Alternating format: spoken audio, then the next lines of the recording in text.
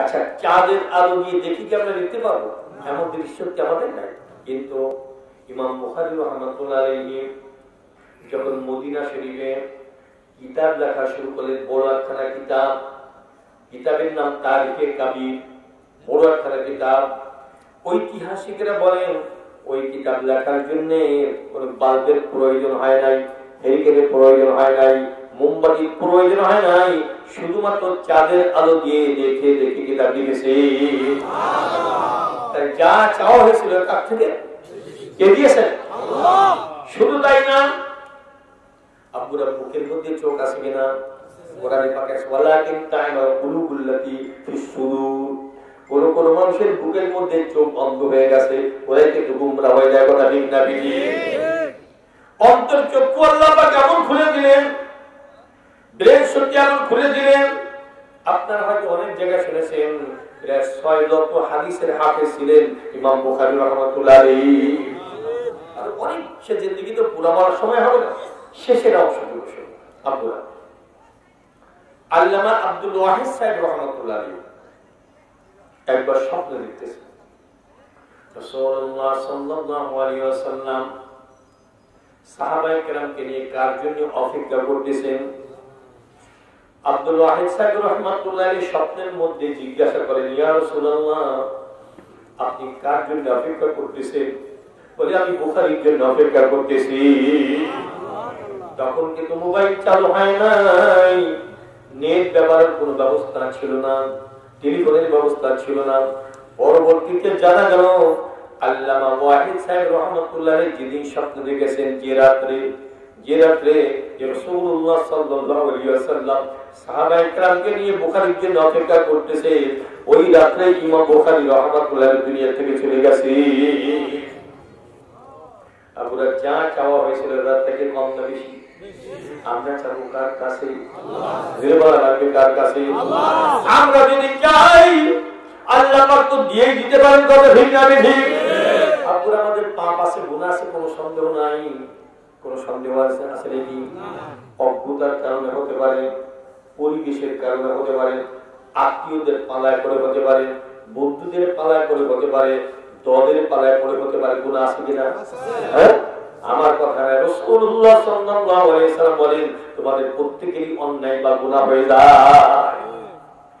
আমরা তো গুনাহগার, আর তার মধ্যে এই মজলিসে নিশ্চয়ই 1 নম্বর গুনাহগার একজন আছে। আমিও হতে পারি, কোন সন্দেহ আছে? আমিও হতে। আরেকজন আছে বড় নেককার, সবাই দোয়াই আছেন, যারা ইসলামকে ভুলতে পারে না, সুন্নাতকে ভুলতে পারে না, আজান শুনতে বাইরে থাকতে পারে না, মসজিদে শুনতে চায়। আছে নাকি? হ্যাঁ, গায়ের দিকে, চেহারার দিকে, পোশাকের দিকে তাকালে মদিনার ফেরান পাওয়া যায়। আছে নাকি? আবার কিছু সংখ্যক শিক্ষিত ভাই আছেন, আমরা কাউকে ছোট করার জন্য বলছি না, আপনারা আলেম ওলামা আছেন, জেনারেল এডুকেটর আছেন, আপনারা বলতে পারেন হুজুর আমাদের অ্যাঙ্গেলে আঘাত দেয় না। আমি তো আপনার ইংরেজি শিক্ষিত ছিলাম বাবুরা, এরপরে একটু আরবি শিখছি, আল্লাহ পাক তৌফিক দান করেছেন। ছোট্ট করার জন্য বলছি না, কিছু সংখ্যক তথাকথিত বুদ্ধিজীবী বর্তমানে বলতে চায় এটা বিজ্ঞানের যুগ, এটা কম্পিউটার যুগ, এটা মডার্ন যুগ, এটা অত্যাধুনিক যুগ। এই যুগে নাকি কোরআন চলে না। মানুষ আছে নাকি? হ্যাঁ, মাঝে মধ্যে হাজির হয়। আমি শুনেছি দু একটা যে ওই সেই পুরোনো 1500 বছর আগে সব চলে নাকি। আপনারা শিক্ষিত মানুষের মধ্যে ভাগ কয়টা হয়ে গেল? আপনি একটা বলবো, রাগ করতেছেন না? আচ্ছা, অফিসারদের যারা অফিসার তাদের এদের মধ্যে 2টা দেখবে। একটা ভাগ আছে অনেক টাকা বেতন, লাখো টাকা বেতন, এরপরেও ঘুষের বান্ডেল ছাড়া বাসায় আসতে চায় না। আছে নাকি? বাংলাদেশে নাই। আছে নাকি? আবার এমন মানুষ আছে 1 টাকা ঘুষ খেতে রাজি না। আছে কিনা? আছে। ওরা সুন্নাতকে ভুলতে পারে না, যত বড় অফিসার হোক না কেন ইসলামকে ভুলতে পারে না। ওরা জিকির করে মজা পায়, তেলাওয়াত করে মজা পায়, ওরা ওয়াজ মাহফিলে গিয়ে মজা পায়, মসজিদে গিয়ে মজা পায়। এমন অফিসার আছে কিনা? একজন অফিসারের কথা মাঝপথে বলে থাকে, অনেকে আমার মুখেও শুনতেও পারে। আজকে বলবো উদাহরণ দিয়ে বলতে যে বড় বড় অফিসার আল্লাহওয়ালা হতে আমারই বন্ধু, সমস্ত বেঁচে আছেন, এখন রিটায়ার করেছেন, দুদকের অফিসার। দুদক তো বুঝেছে, দুর্নীতি দমন কমিশন। হ্যাঁ, দুর্নীতি দমন কমিশন। এই চেয়ারটা কত স্পর্শতা করছে, একটু বিবেকে ফাঁকি দিতে পারলে লাখ লাখ কোটি কোটি টাকা অবৈধভাবে দেওয়াতে পারে। কথা ঠিক না? আমার এই বন্ধুর মধ্যে আল্লাহ পাক চেতনা দান করলেন যে চেয়ার আমি বসা, এমন একটা দিন, এমন একটা ক্ষণ, এমন একটা সময় আসবে এই চেয়ার আমাকে খুঁজে পাওয়া যাবে না, অন্য একজন বসবে। আমি যে বাড়িটা করেছি ওই বাড়ি থেকে আমাকে নামিয়েই ছাড়বে, ছোট্ট একটা মাটির ঘর আমাকে উপহার দিবে, যে ঘরে একটাও দরজা থাকবে না, একটা জানালাও থাকবে না। পুরা এমন চেতনা কারো অন্তরে জাগ্রত হলে সে কি নাফরমানি করতে পারে নাকি কখনো? আল্লাহ পাকে খুশি করতে চায়, জান্নাতি মানুষ বলতে চায়। এরপরে চেষ্টা শুরু করলো, কাকে আমি পরামর্শদাতা বানাবো, কার পরামর্শ নিব, কোন পীরের কাছে যাব। খুঁজতে খুঁজতে একজন কামেল পীরের সন্ধান আল্লাহ পাক তাকে দান করলেন। শুকর আদায় করে আলহামদুলিল্লাহ। সেই পীর সাহেব দুনিয়া থেকে চলে গেছেন, তার লাখ লাখ মুরিদ কিন্তু বাংলাদেশে আছে, নাম বলি না, কারণ হলো সবাই তো সেই পীরের মুরিদ না, অন্য পীরের মুরিদের প্রশংসা, এইটা কিন্তু অনেকের গাত্র দেখার কারণ হতে পারে, সংকীর্ণতা আসতে পারে, এখানে বলি না পুরা। তবে একজন কামেল পীরের সন্ধান পেয়ে গেলেন। পীরের সবক দেয় কি দেয় না? জিকির আজগার, কিতাবারি পড়া, তেলাওয়াত করা। আমার এই বন্ধু জিকির আজগার শুরু করলেন, মুরাকাবা মুশাহারা শুরু করলেন। করতে করতে আস্তে আস্তে সব জায়গায় পরিবর্তন শুরু হয়ে গেল। আগে মাথায় টুপি ছিল না, এখন টুপি ছাড়া চলতে পারে না। আগে মুখে দাড়ি ছিল না, এখন দাড়ি দেখা যায়। আগে প্যান্ট শার্ট পরতে, এখন লম্বা জামা গায়। আগে মসজিদে খুঁজে পাওয়া যেত না, এখন মসজিদে যায়। শুধু তাই না, তাহাজ্জুদ নামাজ কাজা হয়ে গেল। আফসোস করে কিছু অফিসার আছে না। দেখেন আল্লাহ পাক কাকে কোন সময় হিদায়াত করে জানেন। একদিন খুলনা দৌলতপুর থানা একটা মাহফিল ছিল আমার, বা একটা অনুষ্ঠান ছিল। এবার আমাকে কাছে এসে বলে, হুজুর একটা স্বপ্নের কথা আপনাকে বলতে চাই। বলেন। মদিনাওয়ালা আমার সামনে হাজির। শুধু তাই না, মদিনাওয়ালাকে সালাম করলাম, তার সঙ্গে কথাবার্তাও হলো। শুধু তাই না, মদিনাওয়ালার সিনার সাথে আমার সিনাটা মিলানো শুরু হয়ে গেল। আপনারা শিক্ষিত ভাইরা, জেনারেল এডুকেটেড ভাইরা, অফিসার ভাইরা, মনে মনে একটু আফসোস কি করতে পারি না, দুদকে চেয়ারে বসার পরেও এত রসুল প্রীতি তার মধ্যে যদি থাকতে পারে, আমি কেন পারলাম না? আফসোস করলেও তো আল্লাহ পাক অনেক কিছু দান করতে পারেন। কথা ঠিক না বেঠিক? আপনারা অফিসারদের মধ্যে কয়টা ভাগ হয়ে গেল? ভাষা কয়টা? দেশ কয়টা? একই দেশের মানুষ। অঙ্গ প্রত্যঙ্গের মিল আছে, দেখেন ভাগ কিন্তু হয়ে গেছে। আপনারা মেয়েরা আশেপাশে থাকতে পারে, মেয়েদের কথা কি বলবো? অনেক মেয়ে আছে এমন, দেখবেন খাস পর্দা মিলে চলে, আছে নাকি? হাত মোজা, পা মোজাও ব্যবহার আছে নাকি? আবার দেখবেন কিছু মেয়ে আমার আছে, ওরা বলতে চায় এই আধুনিক যুগে, মডার্ন যুগে তুমি কিভাবে চলাফেরা শুরু করেছো, ঠাট্টা করে, বিদ্রুপ করে, উপহাস করে, আছে কিনা? ভাগ হয়ে গেল কয়টা? আমার কিছু সংকট মেয়ে আছে, দেখবেন স্বামীকে এত সন্তুষ্ট রাখার চেষ্টা করে। আমার জানা মতো বলছি, কোন কোন মহিলা এমন আছে, মাথার চুল দিয়ে স্বামীর জুতা পরিষ্কার করে দিয়ে নিজেকে ধন্য মনে করে, আছে কিনা? আবার কোন কোন নারী, আমার কোন কোন মেয়ের আচরণে কত পুরুষের পরিচয় কেমন যেন বল্লার বাসা মতো সিদ্ধ সিদ্ধ হয়ে আছে, সমাজে প্রকাশ করতে পারে না। ঢুকে ঢুকে মানসিক যাতনা ভোগ করে, আছে কিনা? আমরা ভাগ হয়ে গেল কয়টা? আর বলবো না, তাহলে এত কিছু নিয়ে সব জায়গায় ভাগ কয়টা? পার্থক্য কোন জায়গায়? হ্যাঁ, বলবেন কথা। আল কোরআনে আছে নাকি? হ্যাঁ, আল কোরআনে কোন সন্দেহ আছে নাকি? যদি না থাকে যদি বলা লাগবে, কোন সন্দেহ আছে নাকি? আপনার মন চায় সংক্ষেপে কোরআন সম্পর্কে যে একটা কথা বলবো, আমি যেটার উপরে বসে, এটার নাম হ্যাঁ, দেখেন তো কি দিয়ে তৈরি? কাঠ দিয়ে অন্য কিছু তৈরি হয় না? হ্যাঁ, কাঠ, আলো, দরজা, জানালা হয়। আচ্ছা, এই যে বসলাম, হাত লাগে, পাও লাগে, কোন সমস্যা, কোন ঝুঁকি? আপনারা যে গাছের তক্তা দিয়ে চেয়ারটা তৈরি হলো, একই গাছের তক্তা দিয়ে যদি আরেকটা জিনিস তৈরি করা হয়, নাম কি রাখা হয়?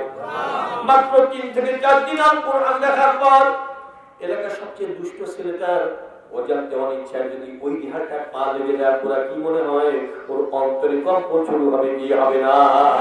হয়তো ভাবতেও পারে কত পাপ করলাম, গজব আসে নাই, এ কি আলামত, হয়তো গজব অতি সত্য এসে যেতে পারে, অন্তরে কম্পন শুরু হবে, কি হবে না? এত সম্মান বেড়ে গেল, একখানা কিতাব স্পর্শ করার কারণে কাঠের দাম বেড়ে গেল, কথা ঠিক না? আপনার আমার গায়েটা কি পাঞ্জাবি বা জামা আপনাদের আছে কিনা? মাঝে মধ্যে ময়লা হয় নাকি? ময়লা জায়গায় রাখাও হয় কিনা? ভয় লাগে নাকি? ঝুঁকি আছে নাকি? আপনারা যে থানের কাপড় দিয়ে আমার জামা তৈরি হলো, একই থানের কাপড় দিয়ে যদি আরেকটা প্যাকেট করা হয় যার মধ্যে আল কোরআন রাখা হয়, যাকে জুজদান বলা হয়, মাত্র 3 থেকে 4 দিন আল কোরআন রাখার পর এলাকার সবচেয়ে বড় বিপর্যয় মেয়েটার অজান্তে অনিচ্ছা যদি ওই জুজদানে পা লেগে যায়, আপনারা কি মনে হয় ওর অন্তরে কম্পন শুরু হবে, কি হবে না? একই থানের কাপড়, ওই টুকরোর দাম বেড়ে গেল, একখানা কিতাবের সোয়া লাগবার কারণে সেই কিতাবের নামটা কি? আপনারা বছরের মাস কয়টা? আরবি বছরেও 12 মাস, ইংরেজি বছরেও একটা আরবি মাসের নাম আপনাদের জবান থেকে শুনতে চাই। অন্যান্য মাসে একটা ফরজ আদায় করলে যে নেকি হয়, ওই মাসটা একটা নফল আদায় করলে একই পরিমাণ নেকি পাওয়া যায়। আপনারা কি নাজর হয়েছিল ওই মাসে? মাসটাও দামি হয়ে গেছে নাকি? আপনারা বছরে 365 রাত, আরবি বছরে 355 রাত, একটা রাতের নাম আপনাদের জবান থেকে শুনতে চাই। 1000 মাস একাধারে লাগাতার উপর যোগনী পর পর নফল ইবাদত করলে যে নেকি হয়, ওই একটা রাতে ইবাদত করলে তার থেকে বেশি নেকি পাওয়া যায়।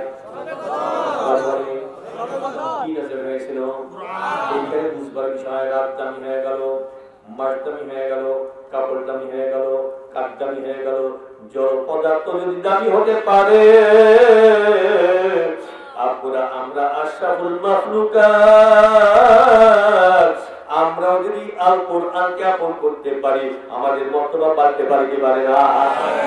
আপনারা তো একটা ফেসবুক ইউজ করেন অনেকে, মাঝে মধ্যে এই জাতীয় খবর পাওয়া যায় কি যায় না? 10 বছর 15 বছর 20 বছর আগে হাফেজ সাহেব ইন্তিকাল করেছে, এখন লাশ বের হয়ে গেছে, পুরোপুরি অক্ষত পাওয়া যায়, এমন খবর এখনো পাওয়া যায় কি যায় না? হ্যাঁ, তাহলে আল কোরআনের কোনো সন্দেহ আছে?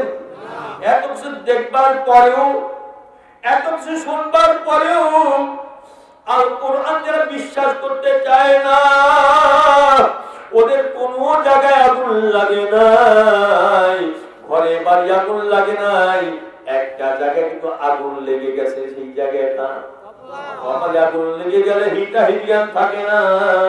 এই জন্য আল কোরআন ওরা মানতে চায় না। আল্লাহ পাক ওদেরকে হিদায়াত দান করুন সবাই। সেই কোরআন থেকে একটু প্রমাণ দিতে চাই, এরপর আলোচনা শেষের দিকে নাও, সেই আত্মপর্যালোচনা করে শেষ করে দেব। আল্লাহ পাক বলেন, বিসমিল্লাহির রহমানির রহিম, ফামান ইউরিদিল্লাহু আন ইয়াহদিয়াহু ইয়াশরাহ সাদরাহু লিল ইসলাম। একটু শুকর আদায় করে আলহামদুলিল্লাহ।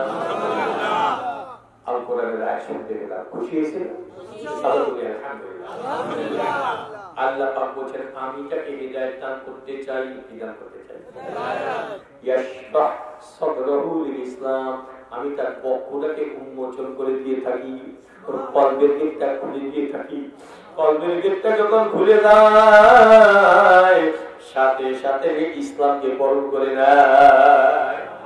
ওই একটা জায়গা খুলে গেলে আর কোনো সমস্যা নেই। এরপরে আল্লাহ বলছেন, আমান ইউরিদ আন ইয়াদিল্লাহু ইয়াজআল সাদরাহু দাইয়াকান হারাজান কাআন্নামা ইয়াসআদু ফিস সামা। আল্লাহ পাক বলেন, আমি যাকে হিদায়াত দান করতে চাই না, ওর অন্তরে, ওর হৃদয়ে, ওর কলবে, ওর হার্টে কি হয়? একটা সংকীর্ণতা পয়দা হয়, একটা বক্রতা পয়দা হয়, অর্থাৎ কলুখানা বাঁকাতা হয়ে যায়। আপনারা বলেন, বাঁকা একটা পাইপের মধ্যে সোজা সিট ঢুকবে নাকি? হ্যাঁ, বাঁকা একটা টিউবের মধ্যে সোজা তারাটা ঢুকবে নাকি? এই কথা মনে রাখবেন। আমার কথা বুঝে না আসলে আমি যেন বড় বড় আলেমরা আমার কাছে জিজ্ঞাসা করবেন, কলম যদি বাঁকা হয়ে যায়, বক্তা যত বড় ভালো হোক না কেন, সাবজেক্ট যতই সুন্দর হোক না কেন, ওর কলবে ঢুকতে চায় না, যেমন নাকি আবু জেহেলের ঢুকে নাই। কথা ঠিক না? আল্লাহ পাক বলেন যার হৃদয় বক্র হয়ে যায়, ওর কাছে ইসলাম এত কঠিন মনে হয়। আসমানে ওঠা যেমন কঠিন, ওর কাছে ইসলাম তেমন কঠিন মনে হয়। করে বলেন এবার অনেক মানুষের কাছে ইসলাম কঠিন মনে হয় কি হয় না? সমস্যা কোন জায়গায়? এবার আত্মপর্যালোচনা করে আত্মনির্ণয় করে আমরা এখন আমার আপনার উপায় কি? বর্তমান অবস্থাকে নির্ণয় করা লাগবে কি লাগবে না? লাগবে। কবে নির্ণয় করবেন? কবরে যাওয়ার পর। বলেন নাই আগে আপনার কবরে যাওয়া লাগবে না? কবরে যাওয়া লাগবে। এই বর্তমান যে জিন্দগি যাপন করতেছি, খুব বড় জিন্দগি না ছোট? সামনে কি জিন্দগি একটা আছে? ছোট না বড়? বলবো না কত বড়? বলা হয়েছে এই জমিন থেকে আসমান পর্যন্ত বিশাল জায়গাটাকে যদি একটা গোডাউন মনে করে নেওয়া হয়, কি মনে করে নেওয়া? এই গোডাউন কত বড় কি বলতে পারবেন না? আপনারা পারবেন না, ঢাকার মানুষও পারবেন, পৃথিবীর কেউ। এই যে বিশাল গোডাউন, একটা উদাহরণ বিজ্ঞানীদের একটা বিজ্ঞানীরা বলতে চায় আলোর গতি 1 সেকেন্ডে 1,86,000 মাইল। বলুন তো কত?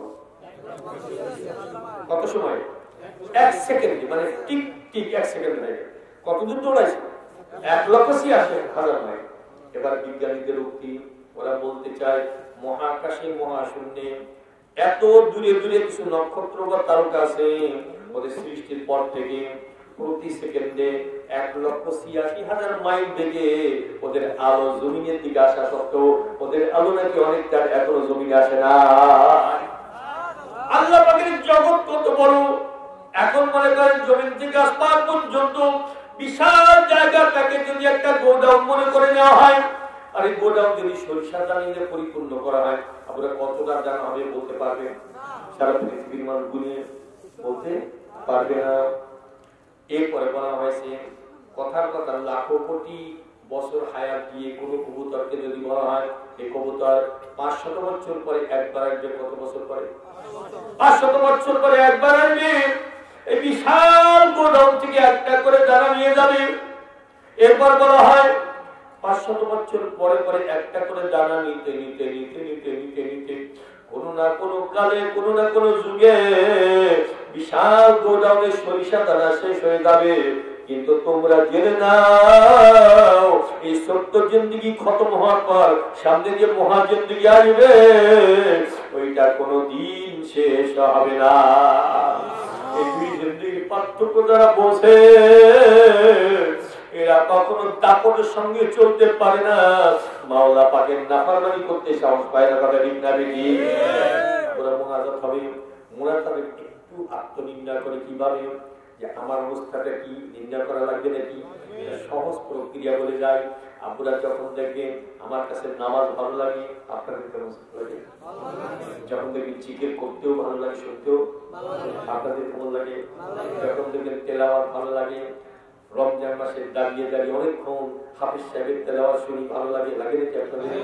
যখন দেখবেন ওয়াজ মাহফিলের কথা শুনলে ভালো লাগে, যখন দেখবেন মাদ্রাসা বেশি হলে ভালো লাগে, যখন দেখবেন মক্কার যে মনটা কাঁদে, যখন দেখবেন মদিনার রওজা পাকের কাছে গিয়ে সালাম দিতে মন চায়, তখন মনে করবেন আমার যত দৈন্যদশা থাকুক না কেন, আমার চেহারা যতই নাকি খারাপ থাকুক না কেন, আমার শরীর যতই দুর্বল থাকুক না কেন, একটা জায়গা আল্লাহ পাক আমার খুলে দিয়েছেন, জায়গাটার নাম কি?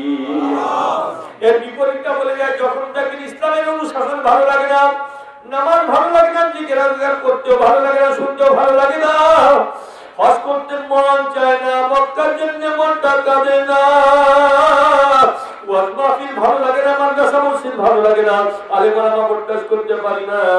আপনারা আমার অনেক কিছু থাকতে পারে, ব্যাংকে টাকা থাকতে পারে, খেতে ফসল থাকতে পারে, গোলায় ধান থাকতে পারে, ঘেরে মাছ থাকতে পারে, সামাজিক অথবা রাষ্ট্রীয় কোন দায়িত্ব আমার থাকতে পারে, একটা জায়গা নষ্ট হয়ে গেছে, একটা জায়গা বিকল হয়ে গেছে, জায়গাটার নাম কি? এই যে আত্মনিন্দা দৈনিক করবেন। যদি ধরা পড়ে অপরাধ করে ফেলেছি, আমার তো মনে হয় অনেক অপরাধ আমরা করে ফেলেছি, আপনাদের কেমন মনে হয়? অপরাধ হয়ে গেছে নাকি? ওই জায়গাটা ফেরেশ করার দরকার নাকি? এবার কৌশল জায়গা নির্ণয় হয়ে গেছে, রোগ কিন্তু নির্ণয় হয়ে গেছে। ঔষধ কিন্তু বলে দেবো নাকি সংক্ষেপে? ওরা ১ নম্বরের ঔষধটা বলতে চাই, খাঁটি ভাবে তওবা করলে জায়গাটা আল্লাহ পাক ফেরেশ করে দিবে। মানে গুনাহ করতে না করবো না, নেক্সট ছেড়ে দিতে না, ছাড়বো না, আল্লাহ মাফ করে দেন, এখন থেকে ঠিক হয়ে যাও। এই তওবা করলে একটা জায়গা ঠিক হয়, সেটা কি? আর একটা ঔষধ জিকির আজকার করলে কোনো পুরস্কার। কার জিকির? আল্লাহ।